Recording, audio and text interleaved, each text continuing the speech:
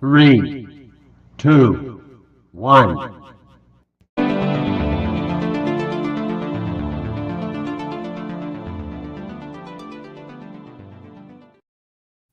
Welcome back and happy off season to all you NFL fans out there. Going to be talking about some free agency winners and losers today, looking at one from each of the positions that I think gained ground during this free agency transitional period and one that lost ground. But before we do that, I'm going to dive into probably the biggest thing that has happened news wise since that all took off.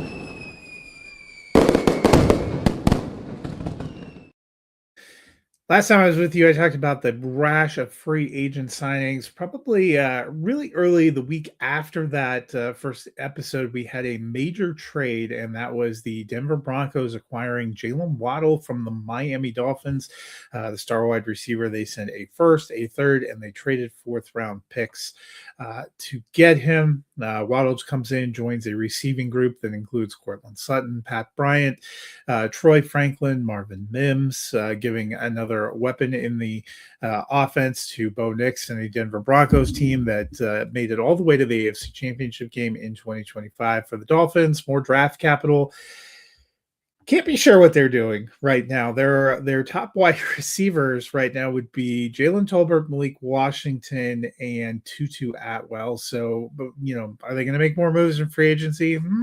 Hard to say. Hopefully, they're going to draft some people, but we will get to that more in the free agency winners and losers.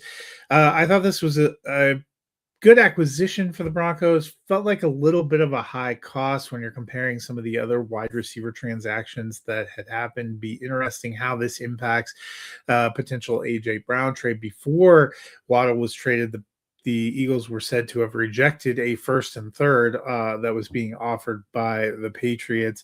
So could drive that price even higher. But it'll be interesting to see how it works out. Some people have quickly jumped on. They thought that Pat Bryant would be the most impacted by this. I think a couple of things clarify for me, seem to dovetail with what I've seen from others in the Denver media. Marvin Mims is a great special teams player. I think he's going to continue to be a mostly focus on special teams, kind of a gadget play guy in there, but probably not going to be consistent for offense. And that is a little bit of a bummer. He was a second round pick by the Broncos. For those of us that took him in fantasy, we had some hopes of him being able to be regularly played, and it just doesn't seem like that's going to be the case at this point in time. Among the others, I actually think this does more to knock Troy Franklin out of a starting spot. I think Pat Bryant does slightly different things, a little bit of a bigger receiver, a little bit of a better blocker. I think this maybe, Franklin after the season talked about his lofty goals for 2026, wanting to get over 1,000 yards, wanting to do some other things.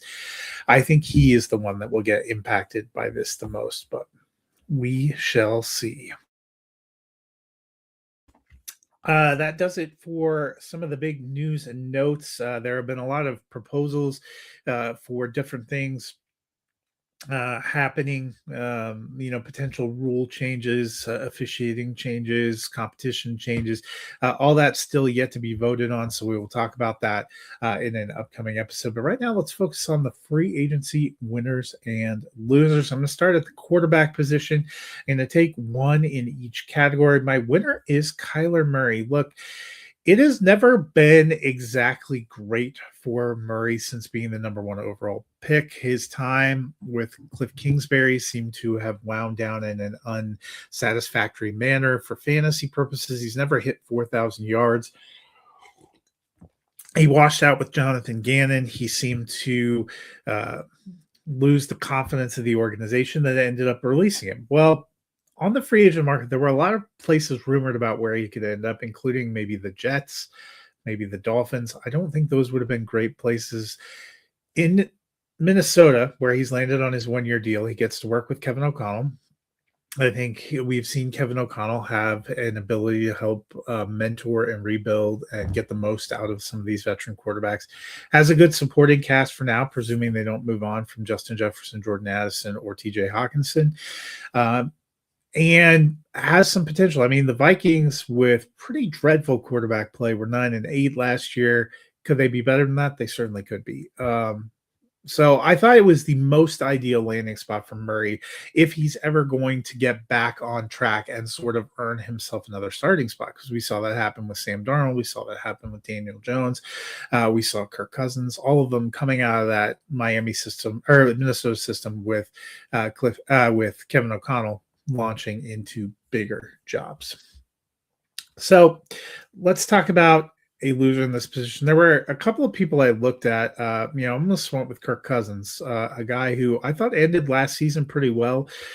Got his release. We thought he was going to land in a significant starting position somewhere because there were a lot of places with need, but all those seem to have dried up. He seems to be the quarterback that's sitting there without a chair right now. But I'm going to go with Malik Willis, and I'm happy for Malik Willis that he got a contract, that he's going to some place where they believe in him to be a starter in Miami. I don't think any of those things are bad. This isn't about Malik Willis. I think he ends up being a loser in this category because the Dolphins seem to be imploding the team around him. For now, they have Devin Achane, and let's hope that they're planning on hanging on to him. Because if not, they're kind of devoid of major weapons. Last year, they started the season for Tua with Tyreek Hill, Jalen Waddle, and Darren Waller. All those guys are off the roster. They released Hill, Waddle got traded. They had Waller go into free agency. They signed back Greg Dulcich. They brought in Jalen Tolbert and Tutu Atwell. None of that really sparks an incredible passing offense. And we knew it was going to be a rebuild. It was going to take some time. But poor Malik Willis getting a second chance to try to jumpstart his career as a starter really needs a little bit better of a supporting cast. The draft could change some of that, but right now, the team that they've built around him sort of gives me pause. Did Willis know this going in? That's a fair question.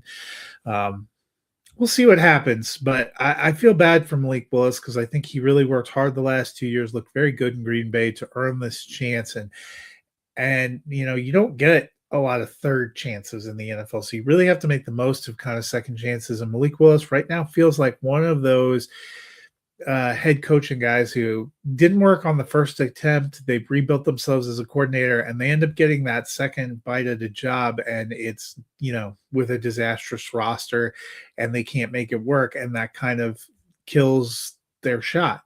I hope that doesn't happen for Malik Willis, but not a great situation. Running back winner. How could it be anyone other than the Super Bowl MVP? Ken Walker, Super Bowl MVP, got paid a great contract and goes to a great system with the Chiefs. They're bringing back Eric Bieniemy. I mentioned how much I loved this signing for fantasy. As a Denver Broncos fan, I did not love this signing, but Walker definitely a great running back weapon in the Chiefs' backfield. I think he's going to do very well there. I think it's going to be a very good, ideal match. Won't belabor that again, but the one that I feel lost the most here is probably Alvin Kamara.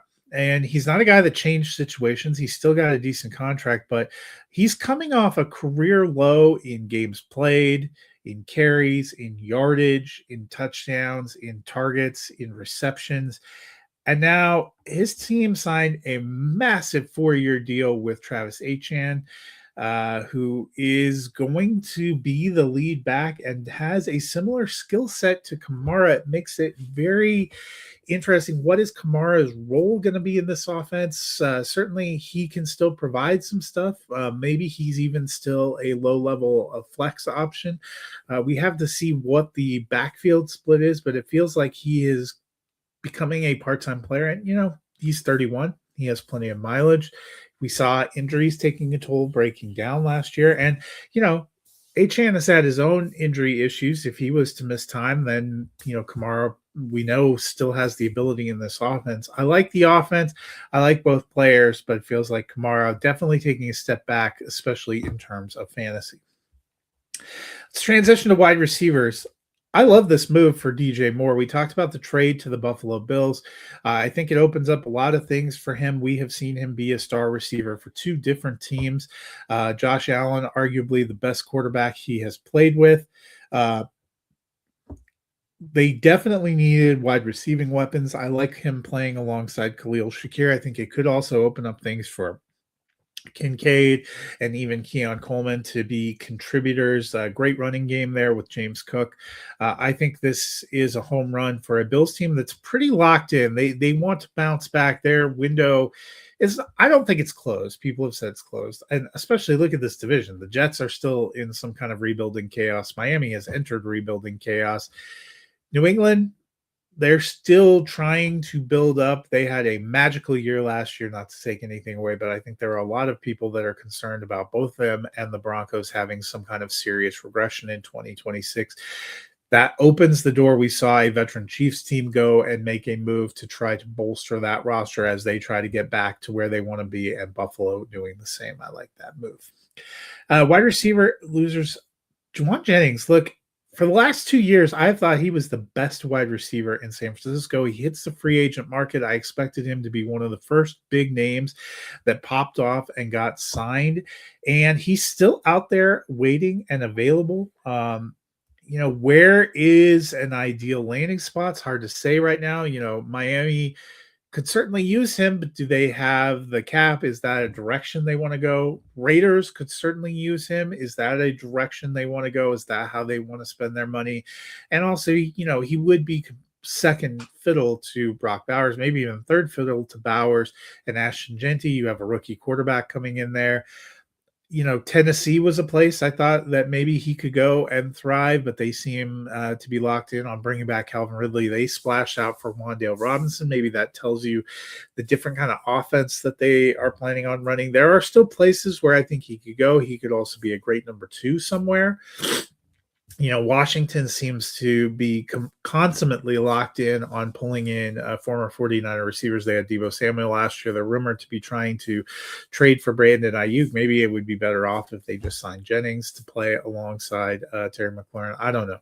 It feels like he's a guy that should go somewhere, that should get a shot and could be a good contributor, but it just hasn't happened. And that tells me that maybe my perception of him is a little bit different than what the NFL team's perception of him was. And so we'll see how that plays out.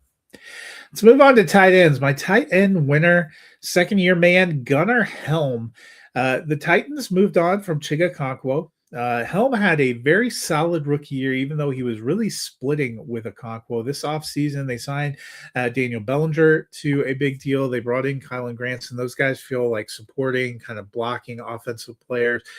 It feels like that is a sign that they are looking at Helm as their receiving weapon there, as they're trying to rebuild this Tennessee offense around Cam Ward. Helm, Wan'Dale Robinson, Calvin Ridley, the young receiver Shamir Adike, and Alec Eomanor look like they're going to be kind of the focuses at this point in time. We'll see what they do in the draft. They certainly still have draft capital. They don't need to get a quarterback. They do need some pieces on defense. They need some more things on the offensive line. So a lot of places they could go. But I thought this was a good nod for Gunnar Helm. Speaking of Chig Okonkwo, though, my loser in this category is Ben Sinnott. He was a second-round selection in the 2024 NFL Draft. He was the second tight end off the board. It seemed like this was a big nod that the Commanders had high hopes and were going to use him. They didn't when he was a rookie. Zach Ertz just really exploded, was a top tight end, but they didn't last year either. Even after Ertz, he had a middling start to the season. Then he had a massive injury that caused him to be gone for the year, and still Sinnott finished on with only 11 receptions total. That gave me pause. Then they splashed out a big 3-year contract to bring in Chig Okonkwo, who we've seen be a good passing game weapon, who figures to be the guy they're focused on now to kind of take that veteran pass receiving slot. Which, so Ben Sinnott is a hold in deep fantasy leagues, probably at best. But it's hard to see him having any consistent week-to-week value. And if you had to release him because you needed the roster space, I would not blame you. We have not seen anything from him in 2 years. Really surprising to me, a little bit of a bummer, but that's just the way the cookie crumbles sometimes. So that is a look at my free agency winners and losers. Hope you have a wonderful day out there. Look forward to seeing you in a couple of weeks. I will be back, maybe even next week. We're going to start to look at some of the uh, positional values coming up in the draft. Then we will talk about some dynasty rankings, some redraft rankings, and some team previews as divisional previews, excuse me, as we get deeper into this off season. But I hope you guys are doing well. And until next time, take care out there.